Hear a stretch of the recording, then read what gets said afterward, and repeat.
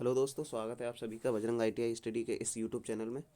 और जैसा कि आप सभी को पता है, ये चैनल है आईटीआई से संबंधित प्रतियोगी परीक्षाओं तथा सेमेस्टर परीक्षाओं की तैयारी के लिए। आज का वीडियो है अपना ट्रेड थ्योरी का। हम चैप्टर वाइज हल कर रहे हैं, लेकिन आज का जो वीडियो है वह आपसे इसमें क्वेश्चन क्वेश्चन कराऊंगा। और देखिए आप, इसमें मैं आपसे इलेक्ट्रिशियन ट्रेड थ्योरी के क्वेश्चन कराऊंगा। और ये क्वेश्चन बहुविकल्पीय प्रकार के होंगे, जैसा कि आपका पेपर आएगा ऑब्जेक्टिव टाइप। उनमें 4 विकल्प दिए होंगे प्रत्येक क्वेश्चन में, और 4 में से आपको एक सही आंसर बताना है। तो चलिए हम ज़्यादा देर न करते हुए स्टार्ट करते हैं अपना वीडियो। ठीक है, चलिए स्टार्ट करते हैं। आज का पहला प्रश्न है, इलेक्ट्रॉन पर आवेश होता है। जी, आज का पहला प्रश्न है, इलेक्ट्रॉन पर आवेश होता है। इलेक्ट्रॉन पर कैसा आवेश होता है? क्या धनात्मक आवेश होता है, ऋणात्मक आवेश होता है, उदासीन होता है, उपरोक्त में से कोई आवेश नहीं होता है? इलेक्ट्रॉन पर कैसा आवेश होता है, ये आपसे पूछा गया है। तो इलेक्ट्रॉन पर कैसा आवेश होता है, चलिए देखते हैं हम अगली स्लाइड में। इलेक्ट्रॉन पर ऋणात्मक आवेश होता है। जी, कैसा आवेश होता है? इलेक्ट्रॉन पर ऋणात्मक आवेश होता है। चलिए देखते हैं अगला प्रश्न। अगला प्रश्न है, कूलाम के प्रथम नियम के अनुसार दो समान आवेश एक दूसरे को करते हैं। कूलाम के प्रथम नियम के अनुसार दो समान आवेश एक दूसरे को क्या करते हैं? आकर्षित करते हैं, प्रति आकर्षित करते हैं, उनमें कोई प्रतिक्रिया नहीं होती, या उपरोक्त में से कोई नहीं। चलिए थोड़ा सा समझा देते हैं। कूलाम एक महान वैज्ञानिक थे। उन्होंने एक नियम दिया था कि यदि दो समान आवेशों को एक दूसरे के पास लाया जाए, यदि दो समान आवेशों को एक दूसरे के पास लाया जाए, तब वह क्या करेंगे? वह प्रति आकर्षित होंगे, मतलब एक दूसरे से दूर जाएंगे। क्यों? क्योंकि उनके दोनों के पास समान आवेश है। यहाँ पर मैंने आपको प्लस प्लस दिखाया, ठीक इसी प्रकार रंग चेंज कर लेता हूँ और दिखाता हूँ। देखिए, यदि दो माइनस माइनस आवेशों को पास लाया जाएगा तो उनके बीच कौन सा बल लगेगा? प्रति आकर्षण बल लगेगा। ठीक है, लेकिन यदि दो असमान, असमान का अर्थ होता है यहाँ पर, मतलब यदि एक प्लस आवेश है और यदि एक माइनस आवेश है, तब वह उन दोनों के बीच जो बल लगेगा वह आकर्षण का बल लगेगा, मतलब वो एक दूसरे के पास आएंगे। यहाँ पर जो पूछा गया है वह समान आवेशों का पूछा गया है, अर्थात ये वाली कंडीशन है यहाँ पर, यहाँ पर ये वाली कंडीशन है, या फिर ये वाली कंडीशन ले लीजिए, मतलब दोनों समान आवेश हैं, तब उनके बीच प्रति आकर्षण का बल लगेगा। ऑप्शन नंबर बी इस प्रश्न का सही आंसर होगा। अगला प्रश्न देखते हैं। अगला प्रश्न क्या है?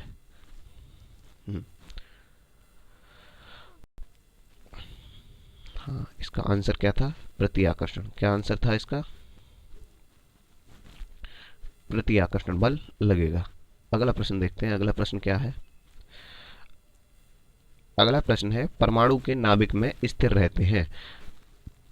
परमाणु के नाभिक में क्या स्थिर रहते हैं? प्रोटॉन स्थिर रहते हैं, इलेक्ट्रॉन स्थिर रहते हैं, इलेक्ट्रॉन और प्रोटॉन स्थिर रहते हैं, प्रोटॉन और न्यूट्रॉन स्थिर रहते हैं। मैंने अपनी पिछली कई कक्षाओं में आपको बताया है कि परमाणु की संरचना कुछ इस प्रकार से होती है। ये होता है इसका नाभिक। ये जो जगह मैं आपको दिखा रहा हूँ, दूसरा कलर ले लेता हूँ। ये इसको बोलते हैं नाभिक। क्या बोलते हैं? नाभिक। ठीक है, और ये जो बाहरी कक्षा होती है, इसमें इलेक्ट्रॉन दीर्घ वृत्ताकार कक्षाओं में इस प्रकार से चक्कर लगाते रहते हैं, जबकि इसके नाभिक में प्रोटॉन और न्यूट्रॉन रहते हैं। तो इसमें पूछा गया है आपसे कि परमाणु के नाभिक में क्या स्थिर रहते हैं। तो ये यहाँ पर आपको क्या दिख रहा है? अंदर में क्या रह रहा है? प्रोटॉन और न्यूट्रॉन। ऑप्शन नंबर डी इस प्रश्न का सही आंसर होगा। ऑप्शन नंबर डी इस प्रश्न का सही आंसर होगा। चलिए चलते हैं हम अगले क्वेश्चन पर। इस क्वेश्चन का आंसर देख लीजिएगा। इस क्वेश्चन का आंसर है ऑप्शन नंबर डी। कौन सा आंसर है जी? Option number D. अगले क्वेश्चन की ओर चलते हैं। अगला क्वेश्चन क्या है? अगला क्वेश्चन है, चित्र में दी गई आकृति किसकी है? ये जो आपकी स्क्रीन पर एक चित्र दिख रहा होगा, ये चित्र किस आकृति का दिया गया है? चित्र में दी गई आकृति प्लास, डायगोनल प्लायर, कॉम्बिनेशन प्लायर और कॉम्बिनेशनल प्लायर। ठीक है, और एक है कॉम्बिनेशन प्लायर। देखिए, ये प्लायर है, ये तो हम सभी जानते हैं।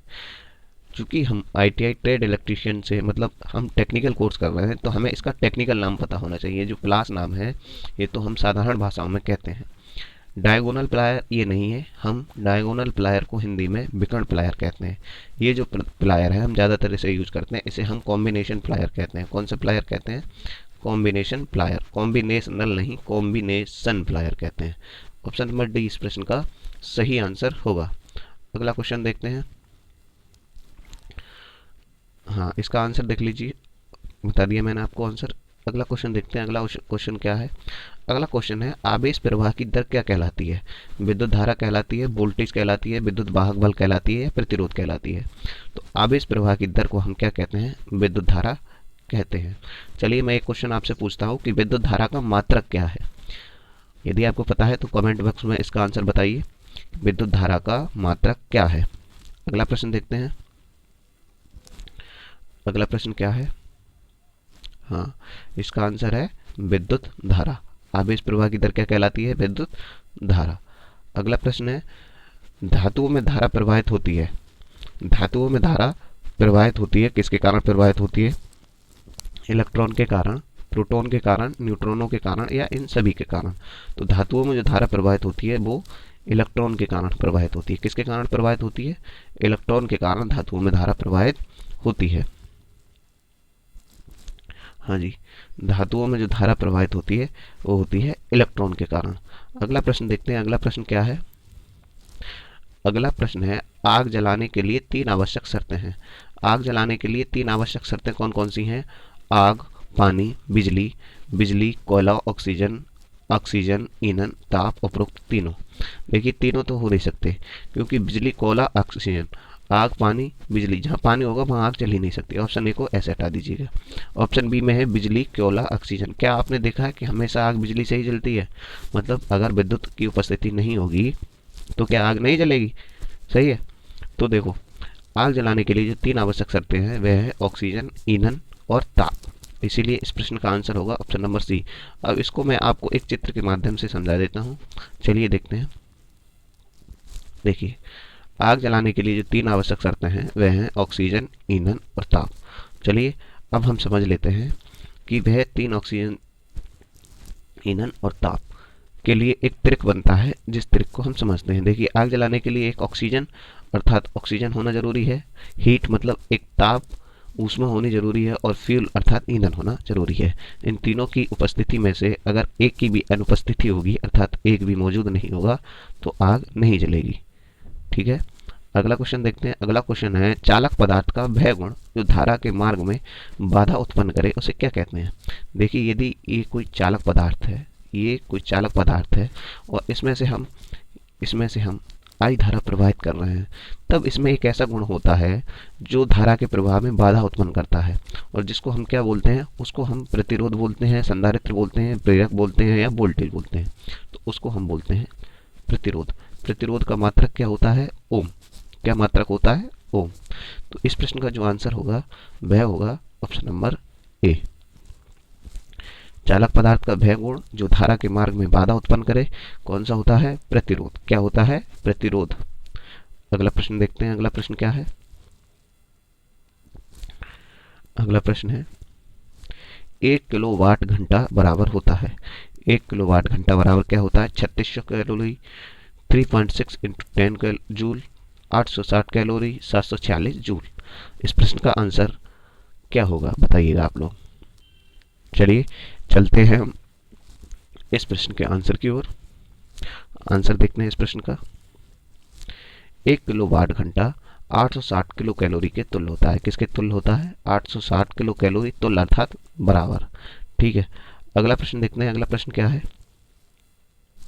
अगला प्रश्न है किसी चालक पदार्थ के अंतिम कोश में इलेक्ट्रॉनों की संख्या कितनी होती है? किसी चालक पदार्थ के अंतिम कोश में इलेक्ट्रॉनों की संख्या कितनी होती है? 4 होती है, 4 से अधिक होती है, 4 से कम होती है, अंतिम कक्षा में कोई इलेक्ट्रॉन नहीं होता। देखिए, मैं एक ऑप्शन हटा देता हूँ, अब 3 में से बता दीजिएगा। तो चालक पदार्थ जो होते हैं उनकी अंतिम कक्षा में इलेक्ट्रॉनों की संख्या होती है 4 से कम। अच्छा, अब चलो मैं आपको यहाँ को समझा देता हूँ। देखिए, विद्युत धारा के अनुसार प्रकृति में पाए जाने वाले पदार्थ तीन प्रकार के होते हैं। एक होते हैं चालक जिनमें से धारा अति तीव्र गति से प्रवाहित हो, एक होते हैं कुचालक जिनमें से धारा बिल्कुल प्रवाहित ना हो जैसे लकड़ी, प्लास्टिक आदि, और चालक जैसे चांदी, सोना, सिल्वर, कॉपर, तांबा, एल्युमिनियम आदि हैं। और इनके बीच का एक होता है जिसे हम सेमीकंडक्टर या अर्धचालक बोलते हैं। क्या बोलते हैं? सेमीकंडक्टर बोलते हैं या अर्धचालक बोलते हैं। ठीक, तो इन तीनों में इनकी अंतिम कक्षा में जो इलेक्ट्रॉन होते हैं उनके क्वेश्चन आपसे बारी बारी से पूछे जाते हैं। तो मैं यहाँ पर बता देता हूँ, यहाँ पूछा गया है आपसे चालक। तो चालक में होते हैं 4 से कम। चालक में कितने होते हैं? 4 से कम। 4 से कम ऑप्शन नंबर सी है यहाँ पर। अर्धचालक का पूछा जाए, यदि अर्धचालक का पूछा जाए आपसे तो उसमें बताइएगा 4। और कुचालक का पूछा जाए तो कुचालक में होते हैं 4 से अधिक। ठीक, तीनों क्वेश्चन मैंने आपको इस वीडियो में दिए हैं और मुझे उम्मीद है कि आप ये क्वेश्चन अच्छी प्रकार समझ पाए होंगे और आप सभी का आंसर दे देंगे। देखिए, चालक का यहाँ पूछ लिया गया है। चालक में कितने होते हैं? 4 से कम। फिर कुचालक में 4 से ज़्यादा, कुचालक में 4 से ज़्यादा, और अर्धचालक में कितने? अर्धचालक में होते हैं 4। ठीक, चलिए, मुझे उम्मीद है कि आप इसको भली प्रकार समझ पाए होंगे। अगले क्वेश्चन की ओर चलते हैं।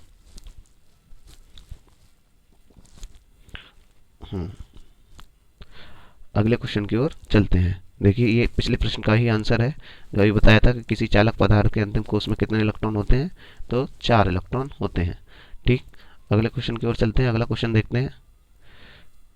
इस पर एनिमेशन लगाया गया है और कुछ नहीं है। हाँ जी, गैल्वेनोमीटर का प्रयोग किया जाता है। गैल्वेनोमीटर एक उपयंत्र होता है। उसका मीटर कहाँ, गैल्वेनोमीटर को हम कहाँ पर प्रयोग में लाते हैं, यूज करते हैं? कहाँ पर? वोल्टेज ज्ञात करने में, धारा की दिशा ज्ञात करने में, ईएमएफ ज्ञात करने में, और उपरोक्त में से इनमें से कोई नहीं। तो देखिए, हम गैल्वेनोमीटर का प्रयोग कहाँ करते हैं?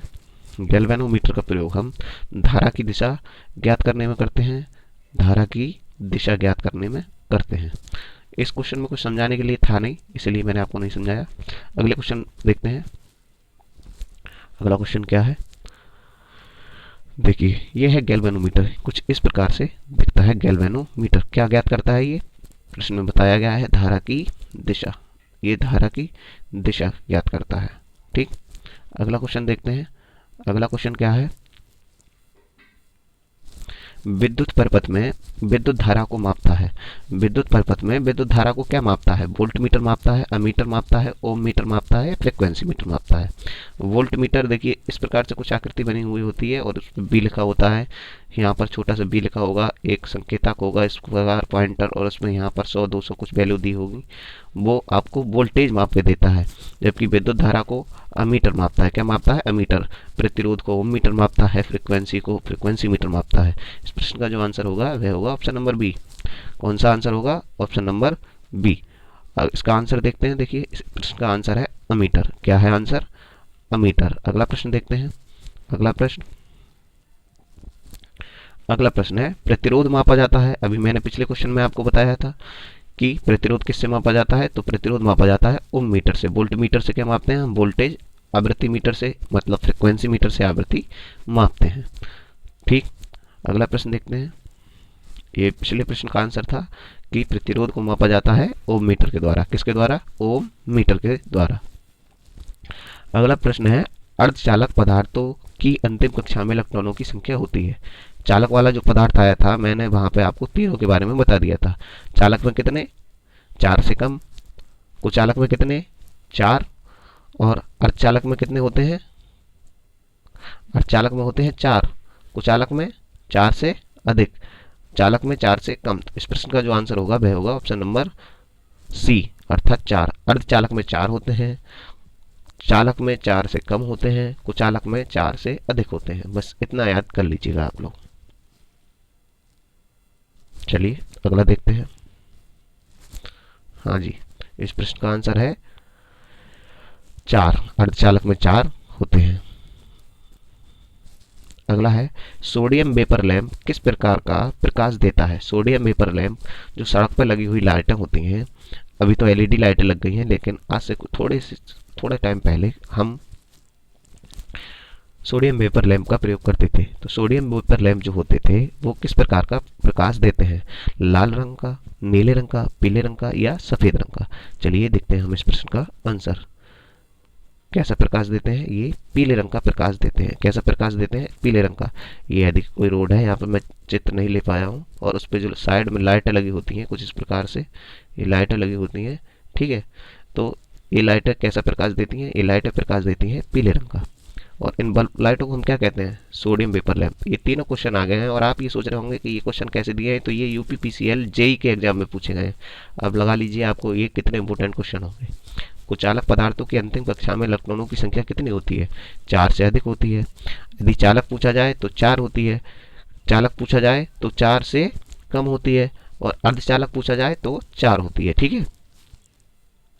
ध्यान रखिएगा, बहुत कंफ्यूजन होता है।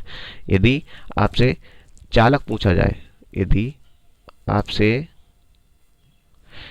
आपसे चालक, देखिए चालक एक तरफ लिख लीजिएगा, चालक, फिर कुचालक और फिर अर्धचालक, ठीक। देखिए अर्धचालक जो होते हैं उनमें 4 होते हैं, कुचालक में 4 से अधिक होते हैं, और चालक में 4 से कम होते हैं। बस हो गया याद। लिख लीजिए एक साइड चालक, कुचालक, अर्धचालक, और फिर इधर से लिख दीजिए 4, 4 से अधिक, 4 से कम। हो गया। अगला देखते हैं, अगला क्या है। हाँ, इस प्रश्न का आंसर हो गया 4 से अधिक, क्योंकि कुचालक पूछा गया है ना यहाँ पर, कुचालक, ठीक। अगला प्रश्न देखते हैं, अगला प्रश्न क्या है। अगला प्रश्न है, विद्युत धारा के मूल प्रकार क्या हैं? विद्युत धारा के मूल प्रकार क्या हैं? प्रत्यावर्ती धारा अथवा डिश धारा, जिसको हम अल्टरनेटिव करंट अर्थात एसी और डीसी अर्थात डायरेक्ट करंट कहते हैं। एसी अथवा डीसी, ये दोनों ऑप्शन जो है एक ही समान है, स्थिर विद्युत अथवा गतिज विद्युत, आ और बा दोनों। तो देखिए इस प्रश्न का जो आंसर होगा वह होगा ऑप्शन नंबर सी। सबसे पहले जो विद्युत का इजाद हुआ अर्थात विद्युत को खोजा गया, वह एक स्थिर विद्युत थी और दूसरी गतिज विद्युत थी। गतिज विद्युत के प्रकार है एसी अथवा डीसी। मैं यहाँ पर आपको एक खाली सीट लेकर समझा देता हूँ, 1 मिनट रुकिएगा आप लोग।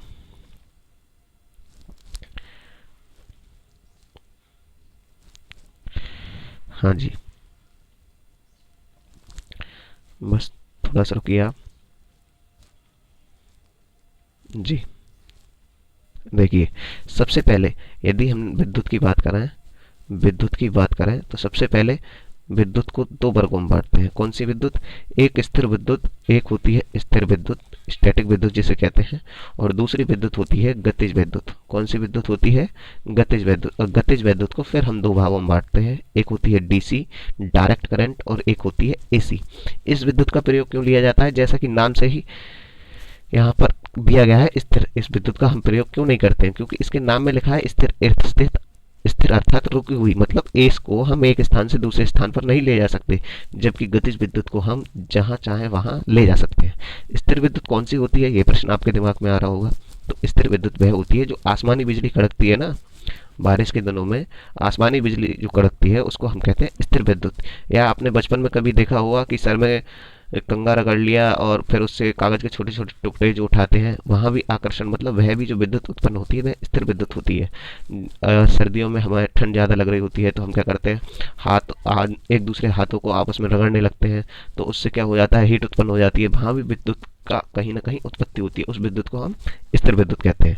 जबकि जो गतिज विद्युत होती है वह 2 प्रकार की होती है, एक डीसी और एक एसी। मुझे उम्मीद है कि आप भली भांति इसको समझ पाए होंगे। चलिए चलते हैं हम अगले क्वेश्चन की ओर और अगला प्रश्न देखते हैं। इस प्रश्न का आंसर था ऑप्शन नंबर सी, स्थिर विद्युत अथवा गतिज विद्युत। अगला प्रश्न देखते हैं कि अगला प्रश्न क्या है। प्रतिरोधकता निर्भर करती है, प्रतिरोधकता किस पर निर्भर करती है? चालक पदार्थ की लंबाई पर, चालक पदार्थ के क्षेत्रफल पर, चालक पदार्थ पर, या उपरोक्त में से कोई नहीं। तो प्रतिरोधकता क्या होता है? पदार्थ का विशिष्ट गुण होता है, ठीक है। ये हर पदार्थ के लिए अलग अलग होता है, इसीलिए ये किस पर निर्भर करता है? पदार्थ पर निर्भर करता है। इसको याद कर लीजिएगा आप लोग कि जो चालक पदार्थ की प्रतिरोधकता होती है वह चालक पदार्थ पर ही निर्भर करती है, ठीक। अगला क्वेश्चन देखते हैं। अगला क्वेश्चन क्या है?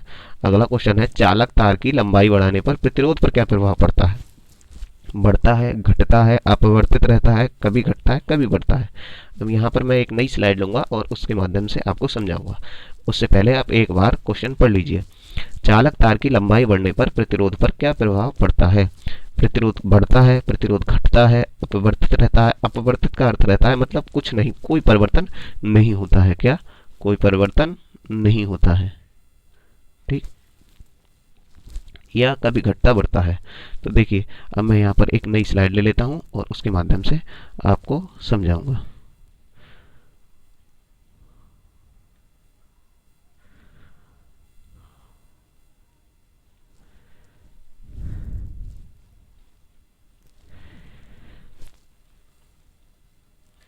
यहाँ पर लिखा है बढ़ता है, उससे पहले स्लाइड आई नहीं है, थोड़ा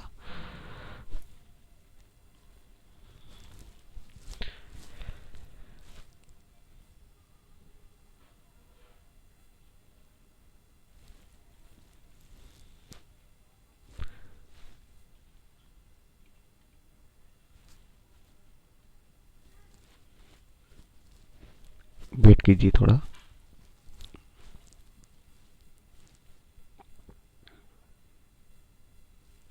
आवेश प्रवाह तक तो हो गए थे, ये क्वेश्चन था, यहाँ पर थे हम।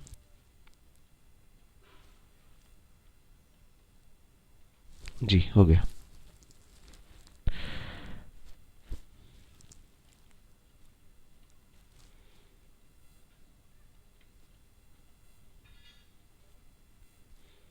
ये धारा की दिशा ज्ञात करने के लिए हो गया था। मीटर वोल्ट मीटर वाला कर लिया था हमने, प्रतिरोध को मापने वाला कर लिया था, चालक पदार्थों की अंतिम कक्षा ये भी हो गया था, सोडियम वेपर लैंप का प्रयोग, सोडियम वेपर लैंप कैसा प्रकाश देता है, पीला, ये भी हो गया था। ये भी हो गया था कुछ चालक पदार्थों की अंतिम उसमें, ये कर लिया था हमने, मैंने आपको समझा दिया था। यहाँ पर चालक धारा का मूल प्रकार विद्युत धारा, स्थिर धारा होती है, प्रतिरोधकता किस पर निर्भर करती है, ये मैं आपको समझा रहा था। तो मैं यहाँ पर एक स्लाइड और ले लेता हूँ, बस अब चलते हैं जी। ठीक, ये क्वेश्चन था कि चालक पदार्थों की जो चालकता होती है किस पर निर्भर करती है। चालक पदार्थों की जो प्रतिरोधकता होती है, सॉरी, प्रतिरोधकता किस पर निर्भर करती है? चालक की लंबाई पर, अनुप्रस्थ काट के क्षेत्रफल पर, पदार्थ पर, उपरोक्त में से कोई नहीं। तो ये मैंने आपको समझा दिया था। ठीक, किस पर निर्भर करती है? पदार्थ पर निर्भर करती है।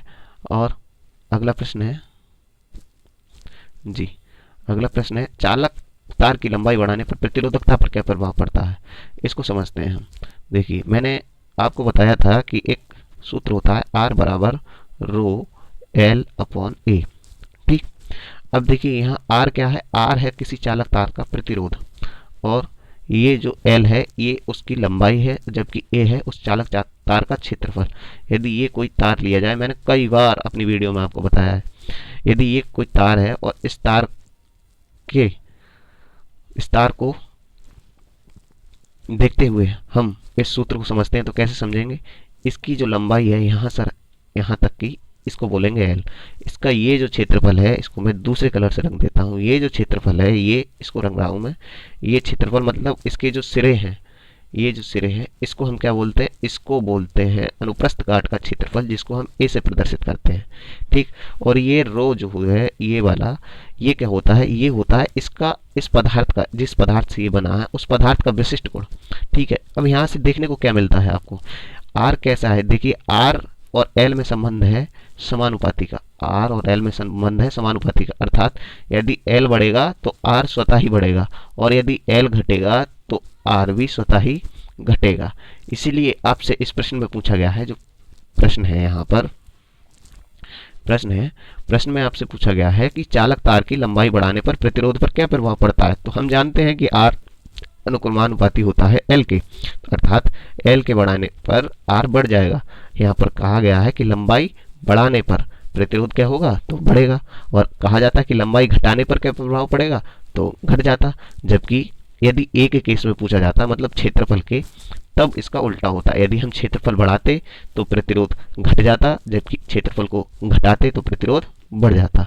मुझे उम्मीद है कि आपकी समझ में ये क्वेश्चन आ गया होगा। देख लीजिएगा, इस प्रश्न का आंसर है ऑप्शन नंबर ए। अगला प्रश्न देखते हैं। अगला प्रश्न क्या है? परमाणु के 3 मूल कणों में सबसे भारी कण कौन सा है?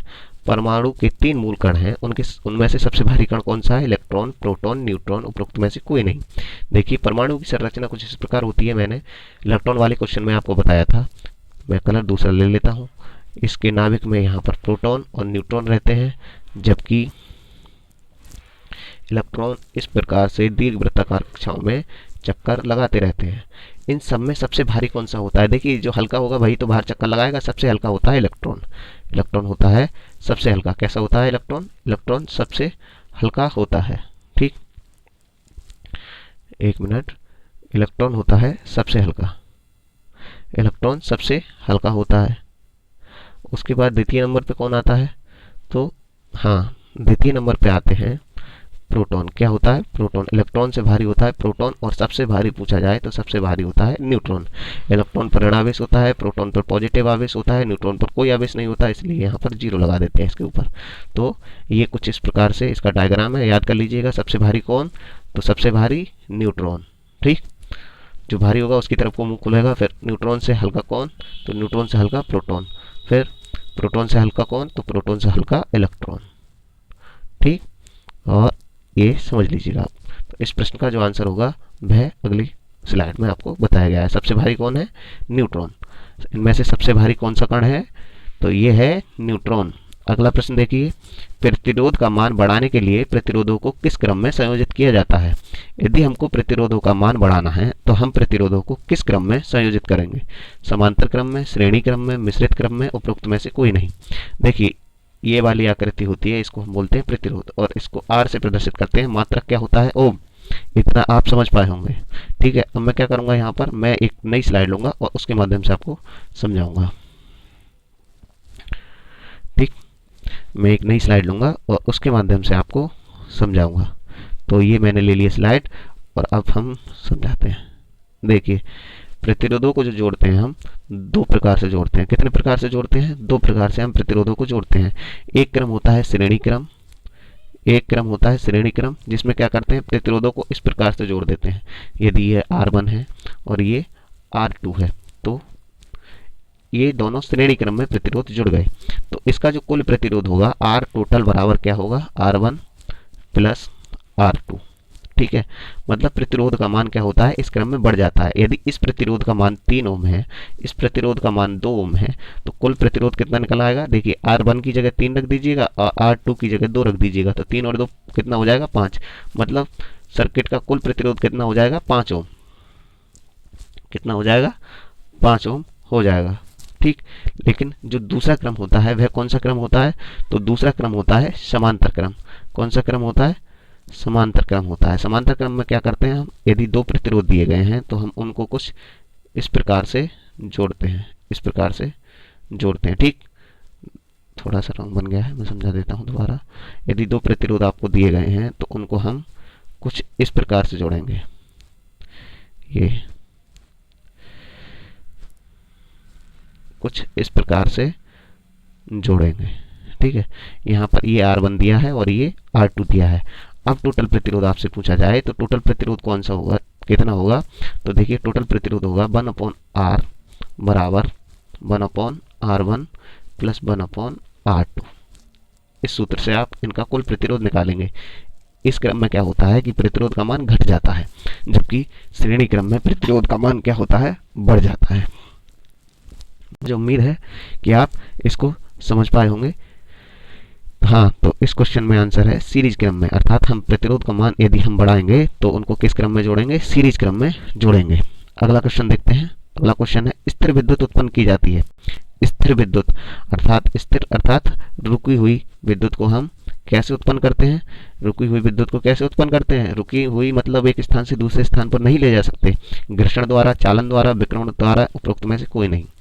तो स्थिर विद्युत को हम उत्पन्न करते हैं, किससे उत्पन्न करते हैं? स्थिर विद्युत को उत्पन्न करते हैं घर्षण द्वारा। घर्षण किसके द्वारा? घर्षण द्वारा। ठीक है, जैसे सर में कंघा रगड़ के जो हम बचपन में कागज को अपने पास लाते थे, वो स्थिर विद्युत। दूसरा ऑप्शन है आसमानी बिजली। तो आसमान में क्या होता है? 2 समान प्रकार के आवेश टकराते हैं और फिर विद्युत धारा उत्पन्न हो जाती है, स्थिर विद्युत। ठीक है, हाँ, अगला है ओम का नियम लागू नहीं होता है। ओम एक वैज्ञानिक थे जिन्होंने एक नियम दिया था बी बराबर आई आर। याद कर लीजिएगा, इससे संबंधित न्यूमेरिकल आपको बहुत आएंगे। बी बराबर आई आर। तो ये नियम किस पर लागू नहीं होता है? चालकों पर, कुचालकों पर, अर्धचालकों पर, इनमें से कोई नहीं। तो ओम का नियम अर्धचालक अर्थात सेमीकंडक्टर पर लागू नहीं होता है। किस पर लागू नहीं होता है? सेमीकंडक्टर पर ओम का नियम लागू नहीं होता है। अगला क्वेश्चन देखते हैं। अगला क्वेश्चन क्या है? अगला क्वेश्चन है, भारत में विद्युत सप्लाई की आवृत्ति का मान कितना है? सप्लाई आ रही है, नहीं आ रही है, सुना होगा आपने बहुत कई बार लोगों से। तो भारत में जो विद्युत सप्लाई है उसका मान क्या है? 50 hertz, 240 hertz, 11,000 volt, 440 kilo volt. देखिए ये कंफ्यूजिंग क्वेश्चन है, मैंने बनाया ही इस तरह से है। जिन्होंने कभी क्लास नहीं देखी होगी या कभी किताब खोल के नहीं पढ़ी होगी वो इसका आंसर 440 या 11,000 में से लगाने वाले हैं। और लेकिन मैं आपके मन की शांति के लिए बता दूं कि ये दोनों ही आंसर गलत हैं। अब इनमें से बताइएगा आप। अब आप सोच रहे होंगे 240 हर्ट्ज आंसर होगा, ये भी गलत है। तो ऑप्शन ए इस प्रश्न का सही आंसर है। क्यों सही आंसर है? ये इसकी आवृत्ति दी गई है, अर्थात एफ पूछा गया है यहाँ से आपसे, ना कि वोल्टेज। अरे वोल्टेज का मात्रक तो वोल्ट होता है ना, वोल्टेज का मात्रक वोल्ट होता है।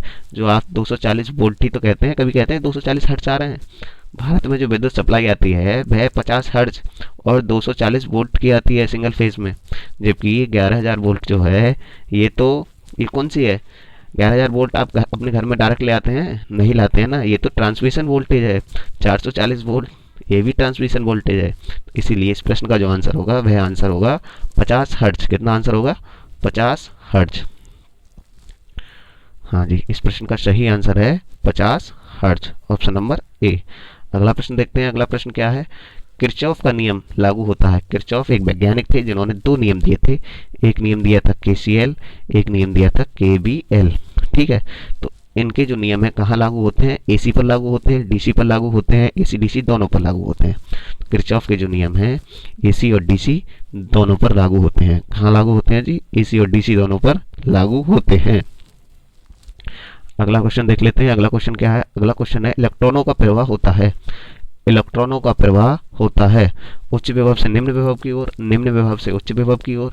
उपरोक्त में से कोई नहीं, ए और बी दोनों। इसके लिए भी मैं एक नई स्लाइड लूंगा और उसके माध्यम से आपको समझाऊंगा। ठीक, हाँ जी। तो चलिए देखते हैं। देखिए, यदि मैं कोई नया सर्किट बनाता हूं, देखिए ये कोई सर्किट है, ठीक है, और इस सर्किट में मुझे क्या करना है? धारा प्रवाहित करानी है। ठीक है, तो करंट क्या करती है? करंट हमेशा बैटरी के पॉजिटिव टर्मिनल से निकलकर, ये पॉजिटिव टर्मिनल है, ये नेगेटिव टर्मिनल है।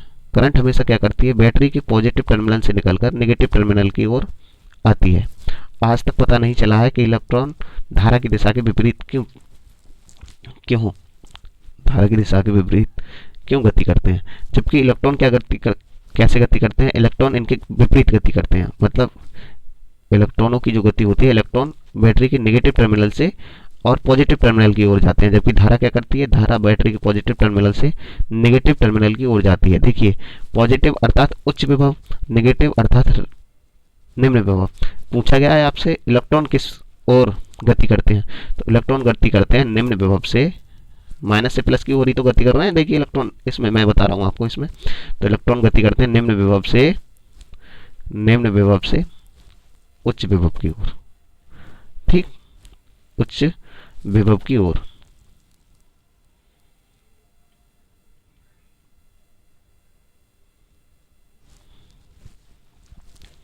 हाँ, इलेक्ट्रॉन कहाँ गति करते हैं? तो इलेक्ट्रॉन गति करते हैं निम्न विभव से उच्च विभव की ओर।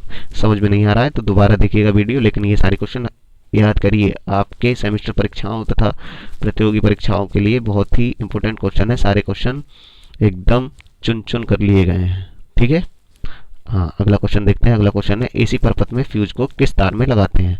एसी परपथ में हम फ्यूज लगाते हैं ना, किस में लगाते हैं? फेज में लगाते हैं, न्यूट्रल में लगाते हैं, ग्राउंड वायर में लगाते हैं, उपरोक्त में से कोई नहीं लगाते हैं। मतलब इनमें से किसी वायर में नहीं लगाते हैं। फ्यूज हम किस वायर में लगाते हैं? तो फ्यूज हम लगाते हैं फेज वायर में। किस में लगाते हैं? फेज वायर में फ्यूज लगाते हैं। ठीक है, हाँ जी, कुछ समझाने को नहीं था। देखिए, यदि कोई बल्ब लगा हुआ है, यहाँ पर कोई बल्ब मान लीजिएगा, और इस पर एक तार फेज आ रहा है, एक न्यूट्रल तार आ रहा है, ये प्रकार से। यदि हमें फ्यूज लगाना है तो फ्यूज इसमें मत लगा दीजिएगा। फ्यूज हमेशा फेज तार में लगता है। कहाँ लगता है? फेज तार में ये तरीका गलत है, न्यूट्रल में हम कभी भी फ्यूज नहीं लगाते हैं। अगला क्वेश्चन है, बायो सेवार्ट का नियम किस नियम का संशोधित रूप है? बायो सेवार्ट एक वैज्ञानिक थे, उन्होंने एक नियम दिया था अपना, लेकिन वह किसी उनसे जो अग्रज वैज्ञानिक थे, मतलब उनसे जो पूर्व के वैज्ञानिक थे, उनके नियम में संशोधन करके उन्होंने उस नियम को दोबारा पारित कर दिया था। तो वह किसका नियम था? किरचॉफ का नियम था, ओम का नियम था, पास्कल का नियम था, या एम्पियर का नियम था? तो ये नियम था एम्पियर का नियम। किसका नियम था? एम्पियर का। एम्पियर एक वैज्ञानिक थे जिन्होंने अपना नियम दिया था, उसी नियम का संशोधन जो वर्जन था वह जारी किया था किसने? बायो सेवार्ट नामक वैज्ञानिक ने।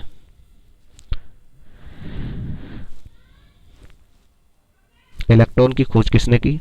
इलेक्ट्रॉन की खोज किसने की? पूछा गया है आपसे, इलेक्ट्रॉन की खोज किसने की? जे थॉमसन, रदरफोर्ड, चैडविक या पास्कल? इलेक्ट्रॉन की खोज किसने की थी? तो इलेक्ट्रॉन की खोज की गई थी जे थॉमसन के द्वारा। किसके द्वारा खोज की गई थी? जे थॉमसन के द्वारा। चलिए इलेक्ट्रॉन, प्रोटॉन, न्यूट्रॉन तीनों के बारे में बता देता हूँ मैं आपको। हाँ जी, ये है कुछ trick. Electron, proton, neutron, electron, proton और न्यूट्रॉन। ईंट पर नाच याद कर लीजिएगा। ईंट पर नाच, ई से इलेक्ट्रॉन और टा से थॉमसन, पा से प्रोटॉन, रा से रदरफोर्ड,